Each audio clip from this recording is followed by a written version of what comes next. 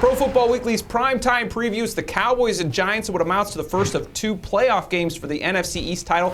And both these quarterbacks have been playing well. Tony Romo and Eli Manning, they've had their ups and downs, but both playing pretty well. Who do you think will play better and have a bigger impact in this one? I think it's going to be Eli Manning going. I look at the Cowboys secondary. I don't like those safeties all that much. The cornerback play has been a little bit spotty.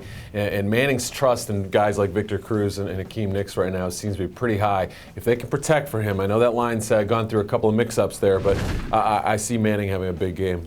Yeah, the Giants have had a lot of injury concerns, but the one area they've always been strong is on that defensive line. I think they're going to bring it, get after Tony Romo, and if there's anybody that's going to struggle, I think he's going to continue on his ways.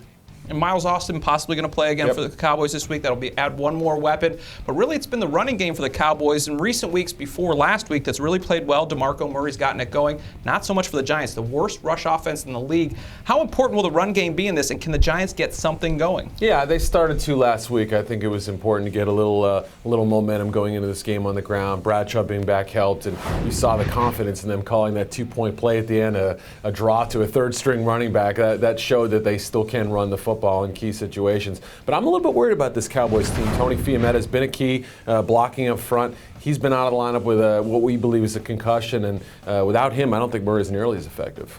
Yeah, Rob Ryan's a very creative defensive coordinator, and I think he'll have some packages up there to make it difficult to run.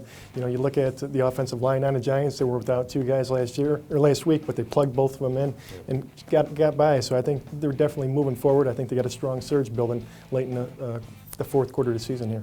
It's kind of a strange situation. The Giants have lost 4 in a row, but they almost feel better about themselves coming off that loss to the Packers, and the Cowboys, who had been playing well before the loss to the Cardinals. How does that affect what goes on this week, and who gets the win? Yeah, I see concerns in this Cowboys team. They have the one-game lead. Could have been 2 with a win in Arizona. Late game mismanagement of that game. The Thursday game, the Thanksgiving game, they had to kind of pull out of their hat there. So I like the Giants in this one. I think they have the confidence to go on the road. They played toe-to-toe with the Packers, and I think they build from there.